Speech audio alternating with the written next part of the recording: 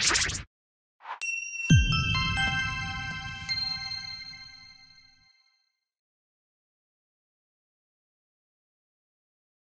adik-adik, di video yang ketiga ini ya, kita masih tetap membahas sesi dinamika rotasi ya. Yang selanjutnya adalah tentang momen inersia. Jadi kalau bicara dinamika rotasi, momen inersia harus kamu kuasai, kamu pahami ya. Apa sih momen inersia itu ya? Momen inersia itu adalah ukuran, ingat ya. Silakan lihat textbooknya. Ukuran kecenderungan benda untuk mempertahankan keadaannya atau istilahnya adalah kelembaman. Pada gerak rotasi ya, berarti ini adalah kecenderungan benda untuk mempertahankan kecepatan sudutnya, kecepatan sudut rotasinya.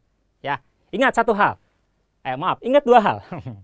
Benda yang sukar berputar, ingat, benda yang sukar berputar berarti memiliki momen inersia yang besar. Itu, awas. Benda yang sulit diputar, sukar berputar, berarti momen inersianya besar. Atau benda yang sulit ya, dia sedang berputar tetapi sulit untuk dihentikan, itu pun termasuk memiliki momen inersia yang besar. Dan sebaliknya, benda yang mudah diputar ya, berarti dia memiliki momen inersia yang kecil. Nah, atau ketika dia sedang berputar mudah untuk dihentikan ya, untuk dihentikan, berarti sama, mudah memiliki momen inersia yang kecil. Oke, secara umum ya, momen inersia ini secara matematis ya, dia adalah ya, ini dia, perkalian antara massa suatu benda dengan R ya. R itu adalah bisa porosnya ya, misalkan dari titik tertentu terhadap porosnya, atau bisa jadi R itu adalah lengannya juga ya, terhadap poros ya. Ingat, kita sudah bicara benda berputar harus ada lengannya ya. Boleh ya. Kalau berupa batangan berarti dia L. Kalau berupa dia jari-jari rongga berarti dia bulatan, atau bentuk-bentuk tertentu dia adalah jari-jarinya kita ambil. Nah, bagaimana jika misalkan ada banyak ya, katakanlah sebuah partikel gitu ya, ada sebuah partikel memiliki massa M1, M2 dan M3 dan seterusnya, lalu memiliki jarak terhadap porosnya adalah R1, R2 dan 3, maka dia adalah ini sigma ya. Sigma I ini MI RI kuadrat, atau yang saya tulis sebagai M1 R1 kuadrat ditambah M2 R2 kuadrat dan seterusnya. Nah, ini rumusannya, ini jika partikelnya ya banyak ya, gitu. Nah, untuk benda-benda yang teratur ya, benda-benda yang teratur ketika dia berotasi, saya sudah siapkan di textbooknya itu ada gambar ya, tabel ya. Tabel di sana ada, saya ambil dari narasumber yang benar gitu ya. Di sana ada tabel, silakan kamu lihat. Nah, tetapi ingat, dari tabel itu mohon 1, 2, 3, 4, 5 ya. 5 yang harus kamu hafal karena ini soal-soal apa? Inersia ya. Persamaan momen inersia untuk benda-benda yang teratur biasanya 5 nih yang keluar berdasarkan tabel ya. 1, 2, 3, 4, 5. Tolong dihafalkan. Yang pertama adalah momen inersia untuk silinder pejal yang saya singkat dengan ISP ya, silinder pejal.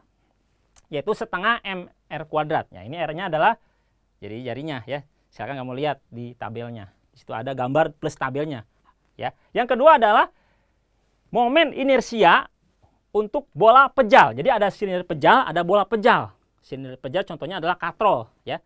Kalau kamu belajar katrol, di situ ada katrol kan untuk timbaan. Nah, itu berarti silinder pejal. Kalau bola pejal contohnya apa? Ya, contohnya adalah baso ya, baso ya, baso ya. Oke, ini 2/5 MR kuadrat.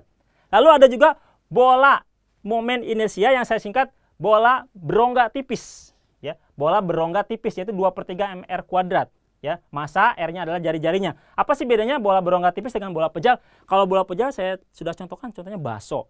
Kalau berongga tipis contohnya adalah bola plastik ya. Nah, itu kan ada rongganya ya. Nah, itu bedanya baso dengan bola.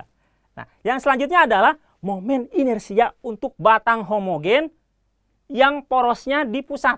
Jadi saya singkat IBHP. Batang homogen porosnya di pusat. Itu adalah 1/12 ml kuadrat. L di sini adalah panjang batangnya, M adalah massanya. Kemudian ini dia. Momen inersia untuk batang homogen U. Berarti batang homogen yang porosnya di ujung ya, yaitu 1/3 ml kuadrat.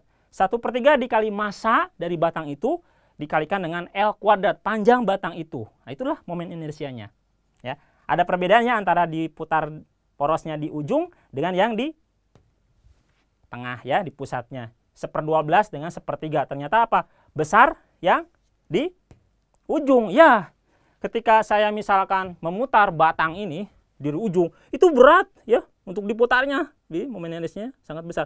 Beda kalau saya putarnya di tengah porosnya. Tuh, gampang sekali saya bisa memutarnya, ya. Oke, luar biasa. Nah, oke, itu sih ya tentang momen inersia, kecenderungan benda untuk mempertahankan keadaannya. Gitu. Atau ketika dia berputar mempertahankan kecepatan sudutnya, seperti itu. Nah, ini dia, ada contoh soal yang terkait dengan momen inersia, yaitu soal sebagai berikut. Contoh soal nomor 4, ya. Ada sebuah tongkat batang homogen, ya, IBH. Berarti kategorinya kalau sepertiga, ini adalah ujung, ya, sepertiga. Karena kalau di poros, di pusat, berarti 1/12.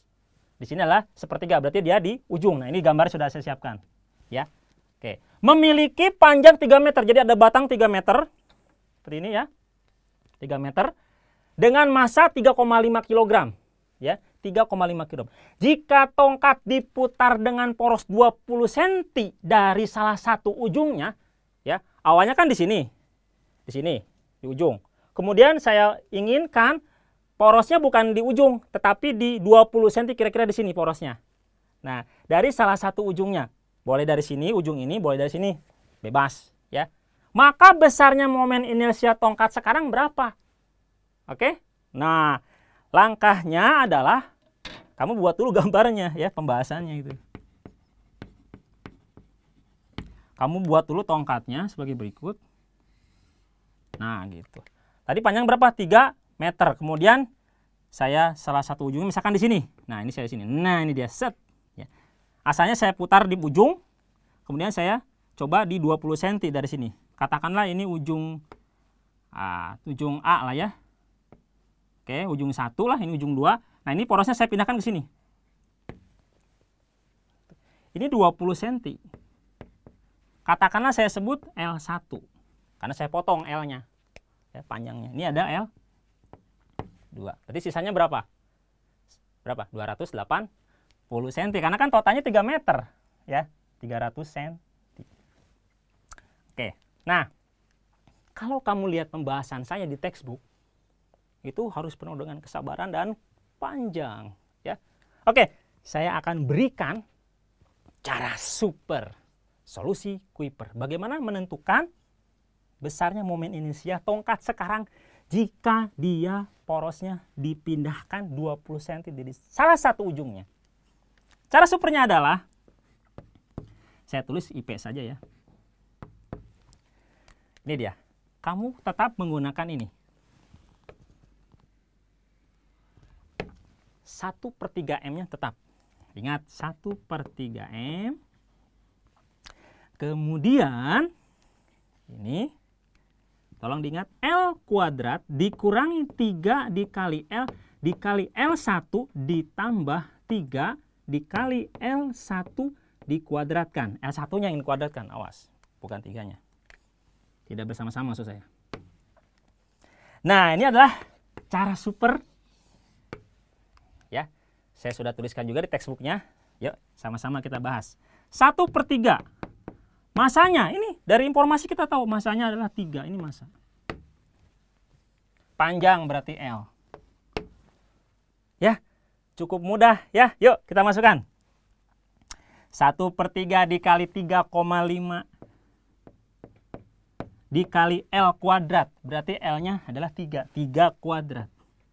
Dikurangi 3 dikali L. L-nya 3 lagi. L1 tuh 20. Berarti harus dirubah dong. 0,2. Ya, awas dirubah. Ditambah 3 dikali L1 kuadrat. Ya, 0,2 dikuadratkan berarti. Nah, itu dia. Ya. Oke. 1/3 dikali 3,5. 9. 3 kuadrat kan 9. Dikurangi 3 kali 3 kali 0,2. 1,8. Ya, ditambah 3 dikali 0,2 dikuadratkan 0,04 kali 3 berarti 0,12. Ya. 9 dikurangi 1,8 ditambah 0,12, 1/3 dikali 3,5 dikali dengan 7,32. Oke, kamu tahu hasilnya berapa? Ya, 1/3 dikali 3,5 dikali 7,32. Ya, mudahnya kamu kalikan dulu 7,32 kali 3,5 lalu dibagi 3. Hasilnya adalah 8,54. Oke. Kak, satuannya apa? Kita kembali ke sini. Ya, satuannya. Tuh, kalau kamu lupa, cermati rumusannya. M di sini adalah massa. Massa itu kilogram. R itu adalah tadi bisa lengan, ya. Jarak dari poros berarti meter. Berarti adalah meter kuadrat. Mudah sekali, ya. Kilogram meter kuadrat. Itulah satuan dari momen inersia. Jadi adalah kilogram meter kuadrat. Ya, tuh. Bagaimana jika kita tidak pakai L1 tapi pakai L2? Boleh. Jadi L kuadrat dikurangi 3 dikali L2 ditambah 3 kali L2 dikuadratkan. Boleh. Ini praktis sekali rumus ini ya. Super ya. Gitu. Solusi Kuiper. Nah, adik-adik, kita akan melangkah untuk membahas tentang teorema sumbu sejajarnya. Oke. Apa sih teorema sumbu sejajar ini? Ya.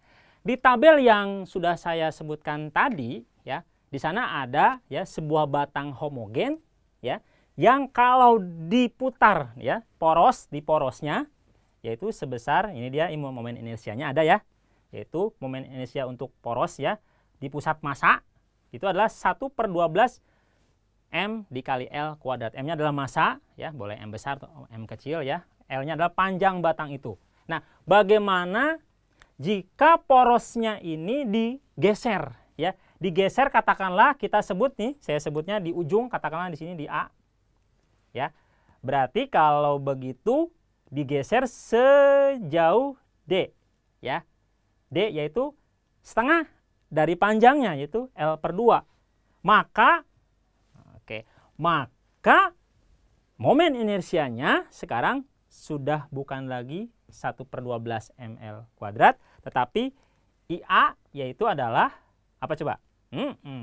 Ya, dengan teorema sumbu sejajar kita akan dapatkan nilai dari momen inersia A. Sekarang dia adalah IA adalah I momen inersia di pusat massa, ya, di sini di tengah, ditambah dengan M dikali D kuadrat.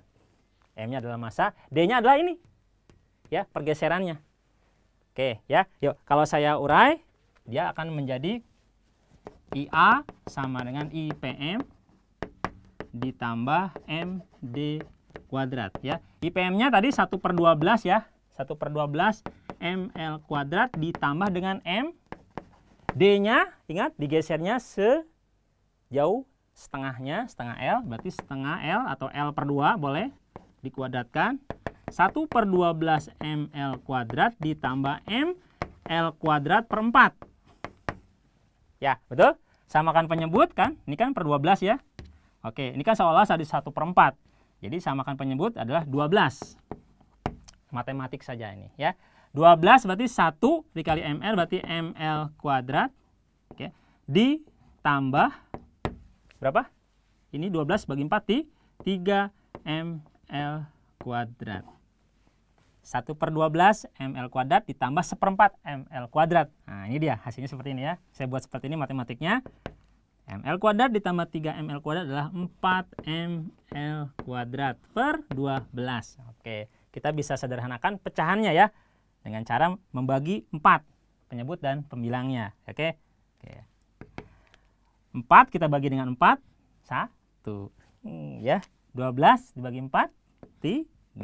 Sehingga dengan demikian hasilnya adalah, saya boleh tuliskan, 1/3 ml kuadrat.